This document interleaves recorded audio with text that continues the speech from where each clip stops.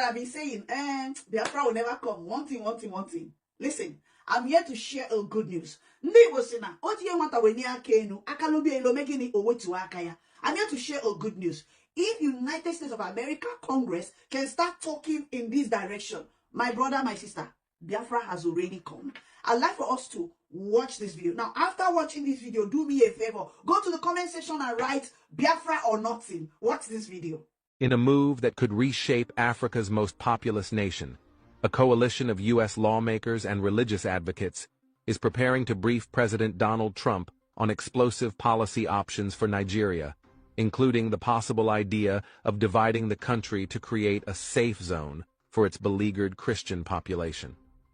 Sources close to the discussions, including public statements from key figures like Congressman Riley Moore and Senator Ted Cruz, reveal a growing consensus that Nigeria's deep-seated religious divisions have turned the West African giant into a slaughterhouse for Christians, with no end in sight under the current unified structure. And my colleagues and I will soon, this month, we're going to brief the White House on our investigation's findings and provide the President with a series of options to help protect our brothers and sisters in Christ. I'm grateful for President Trump's steadfast leadership on this issue, and I look forward to continue to work with him to defend the persecuted. This isn't hyperbole. According to the latest Open Doors World Watch List 2026, Nigeria accounts for a staggering 72% of global Christian killings, with 3,190 believers murdered in 2025 alone, more than anywhere else on Earth. Reports from aid groups paint a grim picture.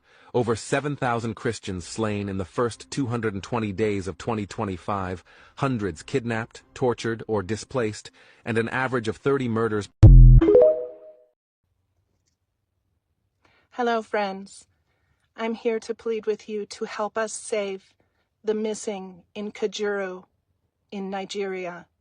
167 Christian lives are in imminent threat of extermination in Nigeria. Government officials are covering up an attack that took 167 Christians captive into what I call the open-air Auschwitz death camps that operate in the Rijana forest near to Nigerian military installations. On Sunday, 3 churches in Kajuru County, Kaduna State, were attacked in a simultaneous coordinated assault. I'm Dee Dee Lawgeson, president of Save the Persecuted Christians.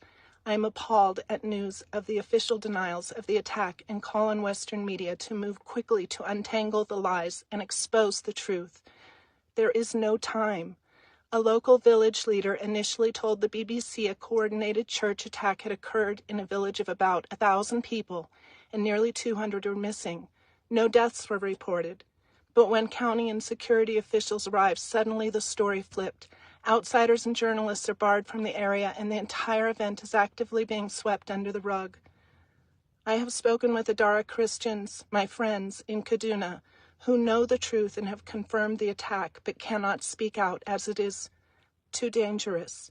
These precious innocents, 167 remaining in captivity, are now at risk of mass murder.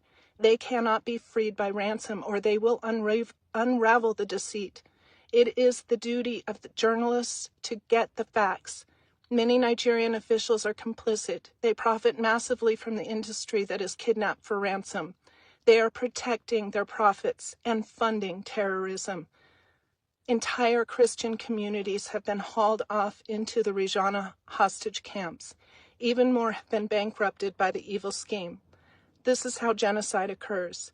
Now is the time. This is the moment. Expose the Fulani militia atrocities occurring daily in the Rijana camps. President Trump, Vice President J.D. Vance, Honorable Mark Walker, Secretary Rubio, Reps Riley Moore, Chris Smith, Bill Huizenga, and Marlon Stutzman and Senator Cruz don't believe the lies. Save Kajuru's missing. And please pray. Please pray for these 167 souls. The deceit, the lies, it must end. Genocide is happening against Christians in Nigeria. Thanks for listening. Of crude oil, Yoruba is done. Biafra, I'm an Igbo man. I have enough to stand as a nation state. Correct. Division is imminent. Yeah. What United States is doing, I'm telling you that simple. America is doing what they're doing to promote Biafra. My brother, Sultan of Sokoto will continue to beg. Do you know why he's begging? I will tell you in case you don't know. I don't know if you are aware of this young man called Azabuja. He's from River State, Azabuja. You know that Azabuja have made everything so clearly and so openly, you know, that most of times the things I have said, which people doubted me, they are now confirming it. That's, you understand? I've been seriously vindicated with what I have said, that Sultan of Sokoto owns over 40 oil wells in the southeast. But none of them mined gold in Borno State. And that is why Sultan of Sokoto doesn't want to lose those oil wells. Do you know that the oil well in the southeast have been shared individually? No one. I want to tell you today, do you know that that Nigeria as a nation did not have oil wells? Are you aware?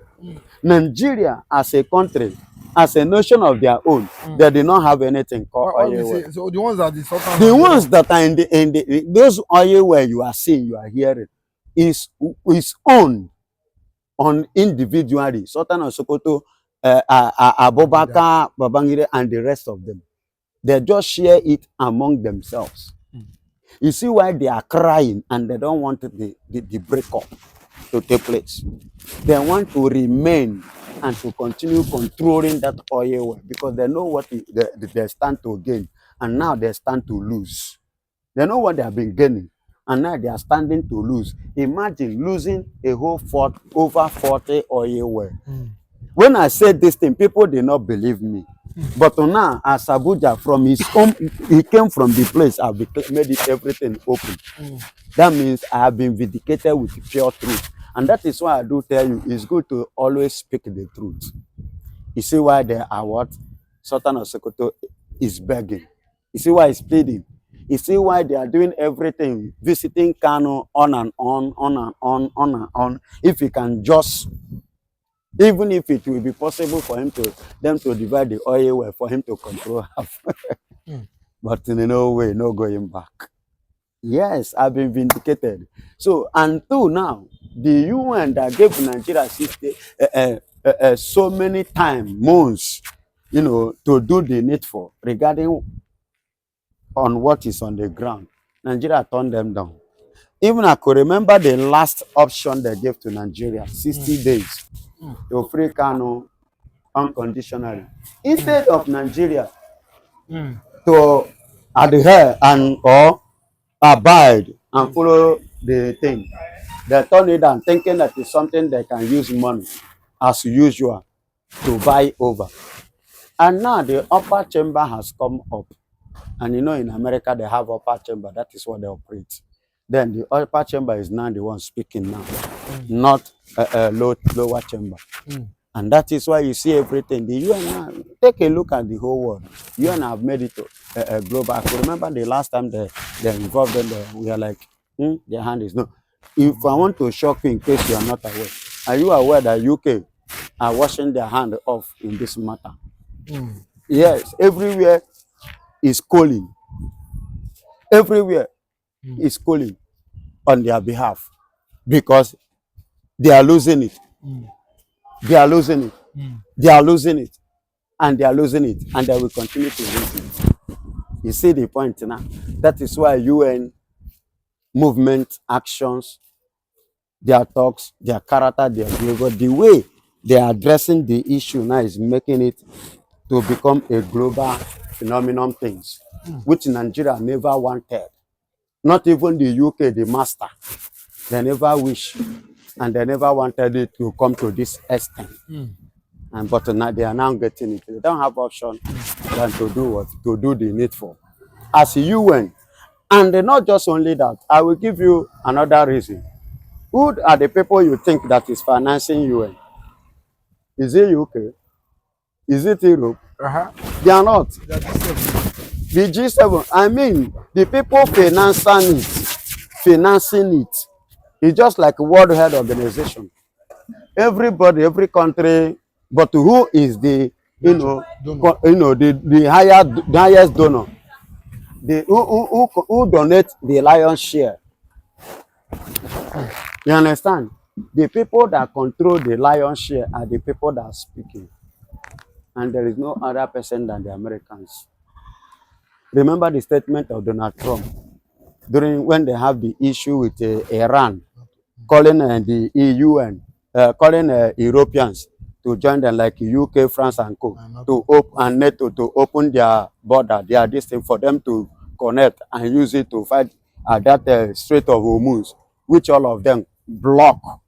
They refuse to open it, and that thing triggered Donald Trump. He said this time around, all man for himself. That they themselves, they are the one that finance NATO, and of which the money for NATO, definitely they are not going to drop it again. They are pulling it out.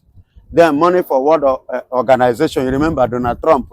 So they are the re-engine house, super house in all this.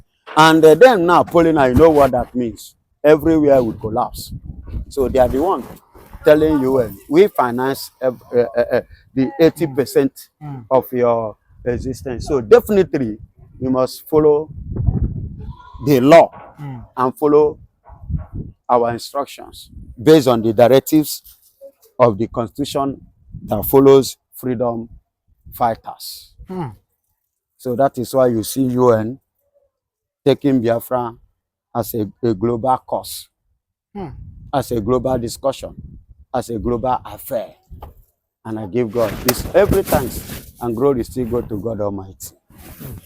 But a lot of people say it's our time that the Igbos leave, because we saw what happened to Nnamdi Kanu's lawyer Gaji, where the DSS went to his home, brought down his gate. He was forcefully arrested by DSS, even when the likes of Yahya Bello were invited by the DSS, but it was forcefully arrested. And he was said, why? He was they did it against humiliated. His right. Yes, he was humiliated as usual. Being a Biafra and being a Christian is normal thing in Nigeria. You remember that is it Ejiofor, the former lawyer of Mazen Nnamdi Kanu? You know how they stripped him naked. DSS naked him because he came to check on Mazen Nnamdi Kanu. You know all those kind of humiliation, intimidation, which led to part of the reason the young man has to, compromise and Kanu have to sack him back out. It's a normal thing, but a glory be to God at the end of the day, because they are seeing what as things is going now. They decided to free their Gaji, an innocent person. He's a doctor practicing his doctoral this thing as a professor. That is office. You understand? Doing his job because he's a Igbo man. They still, look at the way, and you see after treating him like this, you expect somebody like me to be happy to come and remain with you. I cannot. You are provoking me the more. So do you know that if anything, this is the best time for us to get what we want. Anything that make us to surrender now, we have surrendered forever. We surrender now. If we surrender anything now, we have surrendered forever. And only even God self will no longer interested in bringing us out of Egypt. So that is my take, my brother. You feel this is the best time? This is the best time. And the best person has, have come out, and the best person is facing it, and the best person is standing out. I don't know, maybe that could be the reason. I heard, I've not confirmed, which I will still do my verification about relocating him. You understand? I mean the relocation of Mazen Nnamdi Kanu from Sokoto prison down to eastern part, but the very state is not officially for now.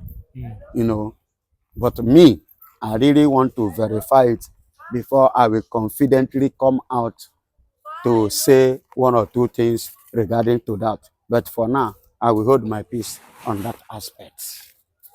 Let me tell you, let me go down to history, because I actually know what happened in the Northern Africa.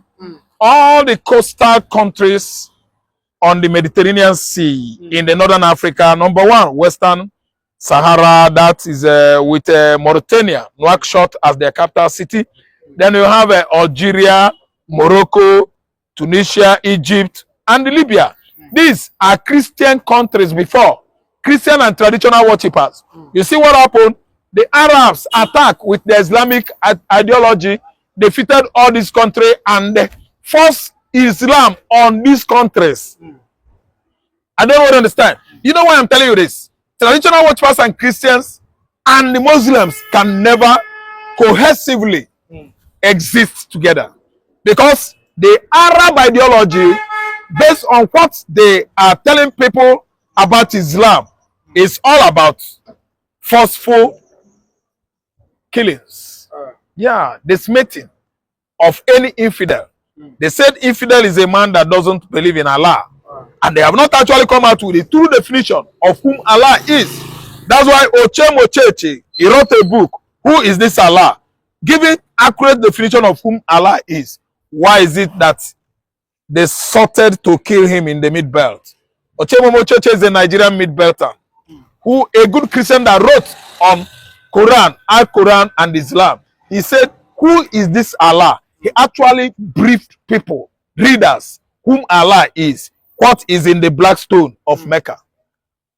If we could all coexist together, why is it that the author of satanic verses, based on what Salman Rushdie taught the entire world about Quran, he was actually sorted to be killed in 1984, and Salman Rushdie absconded into UK from United States, and he was placed ransom, booty on his head. That's why Christians and Muslims could not exist. What about Turkey? You have traditional worshippers in Turkey. The Turkish are the Kurdish, and they were Christian mostly. Systematically, these Arab Muslims attacked Turkey, brought down and defeated the Christians and traditional worshippers in that country, and today they prevailed on Turkey. Turkey is an Islamic state. The same thing is going on systematically in Nigeria. Yoruba man turned his back on that. Yorubas are Muslim, half. Yorubas are Christians, half. Food, Erongbe, Aromalu, made them forget that systematically one day the entire Southwest will be converted to Muslim. A religion that is so strange to Oyedeko. A religion that is so strange to Baba Adeboye. A religion that almost Yoruba Christian could not tell much about. Why are they feeling reluctant? It was only the Igbo man that is fighting tooth and nail. We are red in the southeast. The bandit could not come there and mess Igbo man, because our religion is Abrahamic religion. That is Judaism that gave birth to Christianity. Well, listen go outside Okuba fighting. Yes, because they said it's dominated by the Christian, but they find the Muslims there.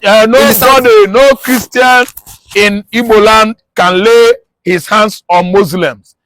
They come to us, they work with us, we coexisted with them for over 56 years now. We don't buy people. Christians don't buy people. Muslims have actually employed themselves in Nigeria to be buying Christians. After buying Christians, God, not my God, though, Allah, we give them 72 virgins in their heaven, not in the general heaven where Abraham lives. So these are Islamic teachings and doctrines, very far away from Christians. Don't mind Asari Mojid. Alhaji Asari Mojid Dokubo is a child that has always eaten too much. His stomach is bloated as a result of too much food, and he doesn't reason well again. Asari Dokubo is a spoiled child. Don't listen to him. So when you talk about United Nations organization recognizing what United States is doing, I'm telling you that simple. America is doing what they're doing to promote Biafra, to make sure that Christian genocide is not on course anymore. Why?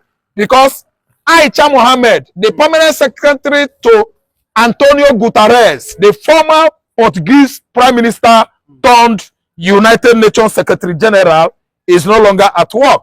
That tall woman is the person that has been stopping United Nations from playing the role they are playing right now, which is too late. Christians died in their large number. It is too late. Much blood of Christians have been wasted in the mid-north, northwest, and northeast. Now, Aisha Mohammed is soft peddling. And Antonio Guterres, who I always describe, defined as a luku, he has now stepped into action. Why? Because Donald Trump, Mr. Truth, that doesn't take nonsense, has come. He's doing the work of United Nations. United Nations in conjunction with Hamas and Hezbollah, we are busy attacking Israel. Right from 7th October 2023 until Israel actually came out as Lion of the tribe of Judah they are. Now they started condemning Israel that Israel is committing genocide. What about what Hamas committed in various provinces, communities in Israel? Killing little children, frying them on the frying pan. Killing mama, killing papa. Cutting ladies' breast, playing football with a lady's breast. That girl, that lady was given birth to by parents. Hamas, Hezbollah, they actually received what they could never believe in their life. Because Israel rushed them, fighting Syria, fighting Yemen, fighting Lebanon, fighting Iran, fighting over 7 Islamic countries in a row from 2023 till date. And they absolutely defeated all of them. Is that not what applauding? See, let me tell you.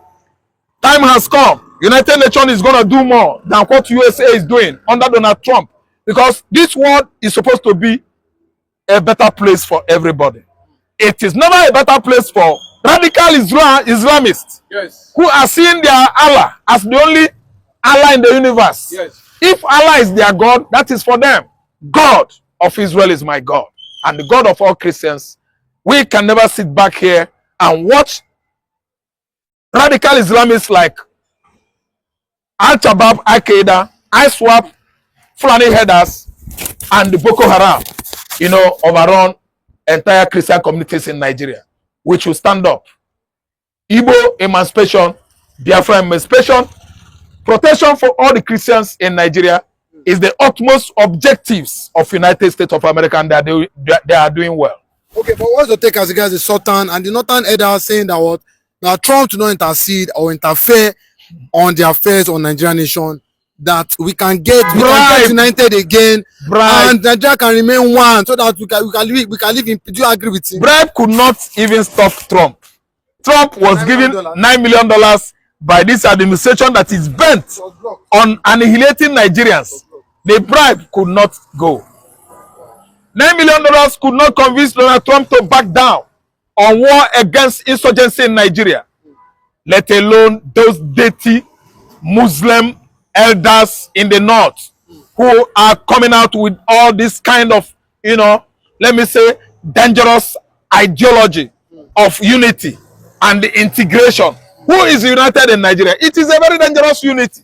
Some unity is for peace. Some unities are for peace. Some unities are dangerous. The kind of unity we are enduring in Nigeria is a dangerous, risky, and jeopardized unity. A unity whereby you find yourself, yet if you sleep, you cannot close your 2 eyes. A unity that has finished Christians in the mid-Beltan states of Benue and the Plateau. Even Niger State is not left out. So that kind of unity, they are suggesting, telling Donald Trump to leave Nigeria, that if we are living in unity, Muslims are killing Christians. They are Islamizing the whole communities. Christian communities in the southeast state of Ebonyi, Christian communities in Oyo State and Ochon State, Christian communities in the northeast, southern Kaduna, Zamfara, and so on and so forth. Don't you know that Sokoto Caliphate is the headquarters of Islam in Nigeria? Yet, all the Sokoto indigenes were Christians. 3 centuries ago, they were invaded by Sheikh Ottoman Dan Fodio, the first jihadists in West Africa, that actually mounted on the Sarikis, the king of the Hausas, subjugated them to all manners of treatment, evil treatment, using his daughter, Nana entered Hausa women and changed their perceptives, and the way he thinks and reasons. And today, the whole Hausa women are like Fulani women. Fulani has infiltrated the Hausas to the level that Fulani is not going to leave the north anymore. They are going nowhere. I'm telling you, they have come to stay. So before you could actually sanitize north to separate the Hausas and the Fulani, to stay on their own individually, Oga, is going to take time. What happened there is over 300 years now. They intermarried together, they reasoned together religiously. So how are we going to do it? I don't know whether you've seen how far things have deteriorated in the north. Fulani Janjaweeds are supposed to be giving chase, hot chase. They should run away from Nigerian contraption. But you know why?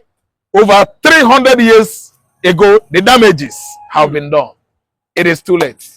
It is too late. Yeah. But finally, if Trump finally, for what we know that Railmo will be meeting Trump before the end of this month. How do you see, like a lot of people are saying, I wish they can wake up in one morning and see that Nigeria is divided. Do you think that this is possible? Division is possible. Why? Yoruba nation is southwest and their name is Oduduwa. The Hausa Janjaweeds with Fulani, their state is United States of Hausas. And let me tell you how it's going to be done correctly. The Mid-Beltans, United States of Mid-Belt or whatever they call themselves, are Christians, timely. So what will happen is that United States is going to divide Nigeria into two. From the axis of Taraba, Niger, Plateau State, come back to Kogi, Benue, from Kwara down to our dear river state, that's the Atlantic Ocean is there, where you have the coastal states of Biafra. Now, we discuss how we are going to do it. If Yoruba man has decided to stay on his own as Oduduwa, it should be that he should do that. Because as far as I'm concerned, I'm an Igbo man. I need Biafra. I need Biafra. If Yoruba man decides to stay with Hausa, Fulani, they should go. But all I know is that you see Benue State, you see Kogi State. Kogi State is largely a gala. Yoruba land is Yoruba people with Egun. Bini man, Delta man, Ikwere man, River State, they are the same people. They are going with Bayelsa. Okay, this is how this should be done. Yoruba is very, very ripe enough to go. Yoruba has gotten anything they needed. Yoruba has international water here. Tinkan Island is there, generating money on a daily basis for them. They have mineral resources already. Or meaning there's oil there. There is oil in Ondo State. There is oil off the coast of Lagos here. On this ocean floor, they discovered barrels, millions of crude oil. Yoruba is done. Biafra, I'm an Igbo man. I have enough to stand as a nation state. Division is imminent. Acting like an international gangster. Threatening to trample over the sovereignty of an ally. Threatening the end of NATO altogether. And now threatening to hit our country. This is an incredibly grave moment for the United Kingdom, Europe and our world. Without provocation or justification, the President of the United States is attacking our economy, our livelihoods and our national security. Trump has put British businesses and jobs on the front line in his unprovoked aggression. The only people cheering him on are Vladimir Putin and Xi Jinping. Only a few months ago, Trump hailed the special relationship at Windsor Castle. Now, thanks to his actions, it is nearly in tatters. So how do we stop Trump's damaging trade war? For a year now, Madam Deputy Speaker, the Prime Minister has tried a policy of appeasing Trump, flattering him, fawning over him, refusing to stand up to him, because, he argued, otherwise Trump would hit us with damaging tariffs. Well, the Prime Minister has tested his approach to destruction. It has failed. It is time for the government to change course. We have to finally be clear-eyed about the sort of man Trump is and treat him accordingly. He is a bully. He thinks he can grab whatever he wants using force if necessary. And he is corrupt. The most corrupt president the United States has ever seen. So there are only two ways of getting him to back down: bribing him with a new jet perhaps, or a few billion in his crypto account, or standing up to him like we would with any other bully. Standing together with our European allies to make him back down. That's the choice. Which one, Foreign Secretary? You cannot ignore the fact that there is Nigerian government complicity with these attacks. You saw some of our journalists in the documentary. We wanted to be an organization that tells the truth about what's happening in Nigeria, hence truthnigeria.com. I want to just kind of let everybody know and help you understand how Nigerian news works. If a Nigerian government official does not call for a news conference, the event did not exist. So in order for the narrative to get to the mainstream media, get picked up by Al Jazeera, get picked up by CNN, everything else, it comes from a Nigerian government source. From the very beginning, they determine the narrative. The reporters regurgitate the government narrative. We decided to be a voice and try to help change that paradigm and created Truth Nigeria to document what is actually happening. How many of you guys know that there were 10 Christians killed in Kaduna just the other day? How many of you know that there were 30 Christians killed in Plateau just a week ago? How many of you know that besides the 280 Christians that were killed in Yellowwater on June 13th, we are now about over 500 Christians that have been killed total since Yellowwater? No one knows. The media is not reporting it. Well, that's why we formed Truth Nigeria, to talk about what is going on. But also, what we pointed out in the documentary that I'd like everybody to realize is that Truth Nigeria had information that the attack on Yellowwater was going to occur 3 weeks before the attack happened. Now, when we get a terror alert and we find information, we know attacks are going to occur, our method is we issue a terror alert on our website, truthnigeria.com, but we also immediately call the local authorities. We notify the Nigerian military, the DSS, the Nigerian government, to let them know this is what we found out, this is our intelligence. Now, a day before the attack, we got word that there's movement happening. They are mobilizing, and they are coming for Yellowwater. So the day before, our team notified the government, the local authorities, the army, the police, and said, hey, there's movement, they're coming, watch out. What happened? Absolutely nothing. The government stood by and did nothing with advance warning multiple times. In fact, there's a military fob with soldiers that was less than a kilometer away while the attacks were going on, shooting warning shots in the air, but did not engage the terrorists as people were being burned to death, hacked to death with machetes. And how can you defeat President Tinubu? He has gathered everybody together in one basket. You can't defeat him at all. Money for money, vote for vote. 20,000 per vote.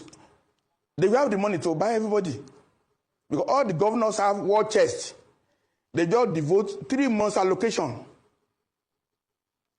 to settling people. And people are hungry. They will collect. And if you don't even collect, there will be a glitch in INEC.